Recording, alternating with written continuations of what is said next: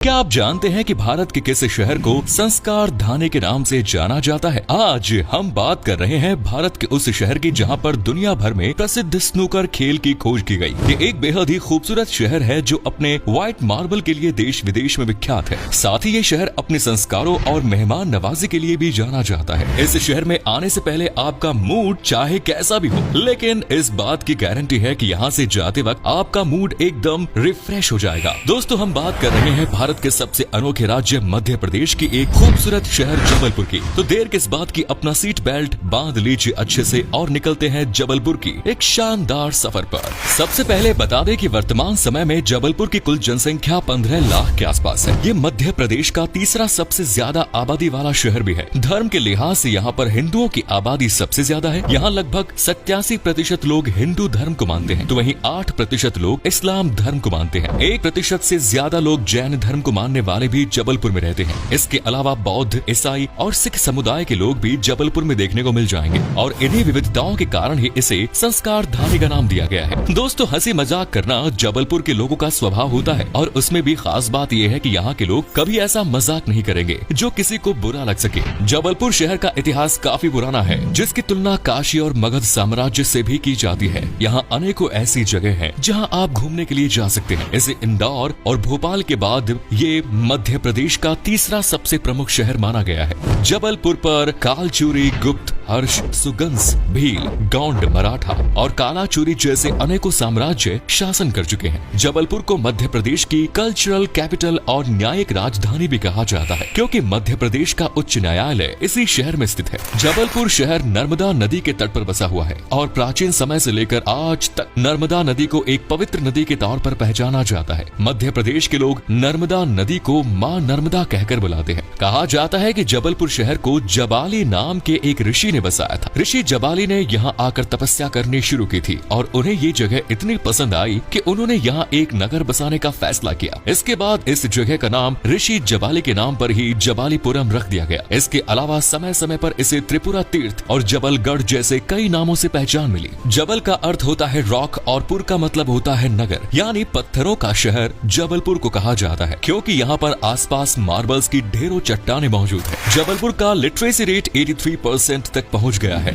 जो भारत के अन्य शहरों के मुकाबले और देश के औसत लिटरेसी रेट से काफी बेहतर नजर आता है। आपको जानकर हैरानी होगी कि आजादी के बाद जबलपुर को मध्य प्रदेश की राजधानी बनाने की मांग उठी थी और इसे राजधानी बनाने का फैसला पक्का माना जा रहा था, लेकिन राजनीतिक साजिशों के तहत जबलपुर की बजाय भोपाल को मध्य प्रदेश की राजधानी बनाया गया। आज भी जबलपुर के लोग इसे मध्य प्रदेश की राजधानी बनाने की मांग करते हैं। जबलपुर और इसके आसपास के जिले जैसे शहडोल, कटनी, छिंदवाड़ा, नरसिंहपुर, मंडला, बालाघाट आदि लंबे समय से महाकौशल नाम के एक अलग राज्य की मांग भी कर रहे हैं। महाकौशल पॉलिटिकल पार्टी इस पूरे मामले को और ज्यादा तूल देती नजर आती है। जबलपुर में सबसे ज्यादा हिंदी भाषा का प्रयोग भी किया जाता है। हालांकि इसके अलावा अंग्रेजी, उर्दू और मराठी भाषा में बात करते हुए भी कुछ लोग नजर आ जाएंगे। आपकी जानकारी के लिए बता दें कि गोंड राजाओं द्वारा जबलपुर में 52 ताल तलैया बनवाए गए थे, जो आज भी इस शहर का प्रमुख आकर्षण का केंद्र है। हालांकि कई तालाब समय के साथ नष्ट भी हो गए, लेकिन कई ताल ऐसे हैं जो आज भी काफी बेहतरीन हालत में हैं और टूरिस्ट डेस्टिनेशंस के रूप में अपनी पहचान बनाने में कामयाब हुए हैं। दोस्तों, आपको बता दें कि दुनिया भर में पसंद किए जाने वाले स्नूकर खेल भी जबलपुर में ही पहली बार खेली गई थी। सन 1875 में ब्रिटिश अधिकारियों द्वारा स्नूकर खेल की खोज जबलपुर में की गई थी और यहीं से ये खेल पूरी दुनिया में लोकप्रिय हुआ। दोस्तों, जबलपुर में बड़ी संख्या में लोग आज भी रेडियो को एक अच्छा मनोरंजन का साधन मानते हैं। आपको बता दें कि साल 2017 में जबलपुर शहर को भारत के सबसे स्वच्छ शहरों की सूची में भी शामिल किया जा चुका है। जबलपुर की खूबसूरती कई बॉलीवुड फिल्मों में भी दिखाई जा चुकी है। अशोका, जिस देश में गंगा बहती है, मोहनजोदाड़ो और प्राण जाए पर वचन न जाए जैसी कई फिल्मों की शूटिंग जबलपुर में हो चुकी है। साथ ही जया बच्चन और अर्जुन रामपाल जैसे फिल्मी सितारों का जन्म भी जबलपुर की धरती पर ही हुआ है और महान आध्यात्मिक गुरु रहे ओशो महाराज का जन्म भी जबलपुर में ही हुआ। जबलपुर में न सिर्फ भारत के समृद्ध इतिहास की झलक देखने को मिलती है, बल्कि ब्रिटिश वास्तुकला के भी कई सुंदर नमूने यहाँ देखे जा सकते हैं। ये शहर रेडीमेड गारमेंट से लेकर शस्त्र निर्माण के लिए भी जाना जाता है। यहाँ पर गन कैरिज फैक्ट्री और आर्मी व्हीकल फैक्ट्री बनी हुई है। साथ ही आपको बता दें कि मध्य प्रदेश, छत्तीसगढ़, बिहार, झारखंड और उड़ीसा जैसे 5 राज्यों के आर्मी हेडक्वार्टर भी जबलपुर में ही स्थित है। पेशे की बात करें तो जबलपुर में खेती बाड़ी से बड़ी संख्या में लोग जुड़े हुए हैं। यहाँ पर ज्वार, ज्वार, चावल, चना, गेहूं, गन्ना और बाजरा का उत्पादन प्रमुख रूप से किया जाता है और इसी से यहाँ के घर में चूल्हा जलता है। सन 1939 में कांग्रेस का अधिवेशन भी जबलपुर शहर में ही आयोजित किया गया, जिसमें महात्मा गांधी की मर्जी के विरुद्ध जाकर नेताजी सुभाष चंद्र बोस को कांग्रेस का अध्यक्ष बनाया गया। राष्ट्रपिता महात्मा गांधी के निधन के बाद उनकी अस्थियां नर्मदा नदी के किनारे तिलवाड़ा घाट पर विसर्जित की गई। मध्य प्रदेश के पहले कृषि विश्वविद्यालय की शुरुआत जबलपुर में हुई। जवाहरलाल नेहरू कृषि विश्वविद्यालय ही मध्य प्रदेश का पहला कृषि विश्वविद्यालय है, जिसकी स्थापना सन 1964 में की गई। इसके अलावा जबलपुर के प्रमुख शिक्षा संस्थानों में Nanaji Deshmukh veterinary science university, Jabalpur engineering college आदि शामिल है।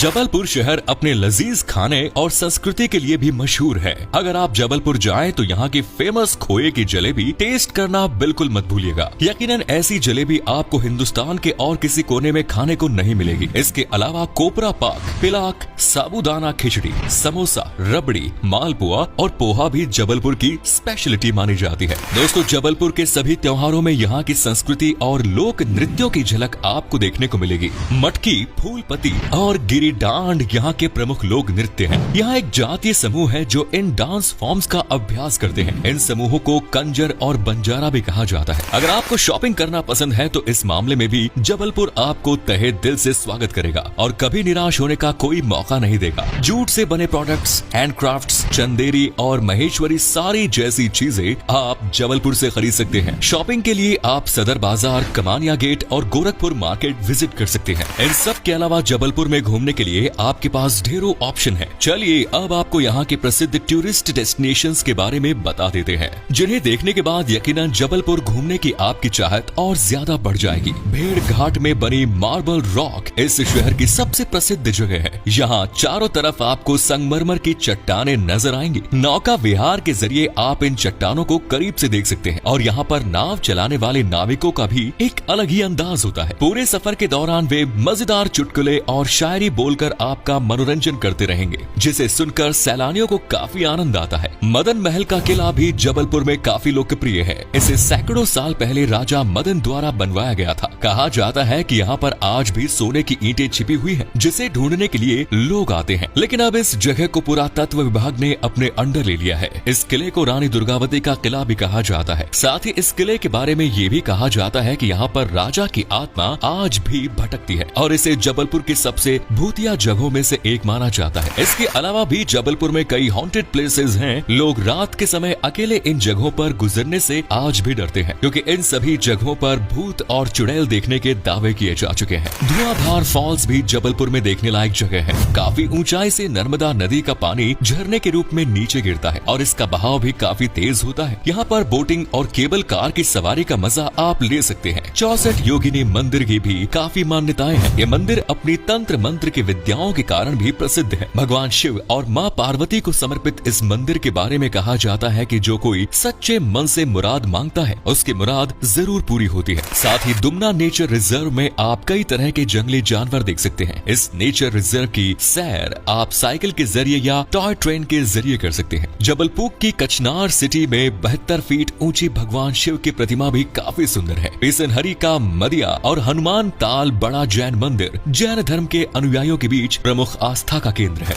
जबलपुर में सबसे देखी जाने वाली चीज है यहाँ की बैलेंसिंग रॉक। इसको देखने के लिए लोग काफी उत्सुक रहते हैं। इस चट्टान को देखकर ऐसा लगता है जैसे हाथ लगाते ही ये चट्टान गिर जाएगी, लेकिन सदियों से ये चट्टान ऐसा ही स्थिर है। कई भूकंप और मौसम की मार का भी इस पर असर नहीं हुआ। ये कुदरत का एक करिश्मा ही कहा जा सकता है। इन सभी जगहों के अलावा आप Bhanwartal garden, Tagore garden, Rani Durgavati museum, लम्हेता घाट जैसी जगहों पर भी घूमने के लिए जा सकते हैं। आपकी जानकारी के लिए बता दें कि जबलपुर की गिनती आज भारत के बड़े शहरों में की जाती है। रेल, सड़क और हवाई मार्ग के जरिए ये भारत के लगभग सभी बड़े शहरों और राज्यों से सीधा जुड़ा हुआ है। जबलपुर एयरपोर्ट और जबलपुर जंक्शन मध्य प्रदेश का सबसे तीसरा व्यस्त हवाई अड्डा और रेलवे स्टेशन है। साथ ही बस और अपनी पर्सनल कार के जरिए भी आप जबलपुर तक पहुंच सकते हैं। जबलपुर का बस टर्मिनल भी भारत के सबसे स्वच्छ बस टर्मिनल्स में से एक माना जाता है। अब आपको बताते हैं कितने पैसे खर्च करने पड़ेंगे मध्य प्रदेश की सैर पर। अगर आप अकेले सफर कर रहे हैं तो आपको हफ्ते में लगभग 30,000 रूपए खर्च करने पड़ेंगे, जो कि काफी सस्ता पड़ता है। और यहाँ आपको कम से कम पैसों में अच्छे से अच्छे होटल मिल जाएंगे रहने के लिए। तो दोस्तों, ये था खूबसूरत शहर जबलपुर। कैसा लगा बताइए कमेंट्स में। आप में से अगर कोई है जबलपुर या फिर मध्य प्रदेश देश से? तो हमें कमेंट्स में जरूर बताइए। अगर नहीं है तो बताएं क्या कभी आपने विजिट की है इस शहर की, और अगर की है तो आपका एक्सपीरियंस कैसा रहा ये भी हमारे साथ शेयर कीजिए। वीडियो को लाइक कीजिएगा और अपने दोस्तों और रिश्तेदारों के साथ शेयर करना ना भूलें।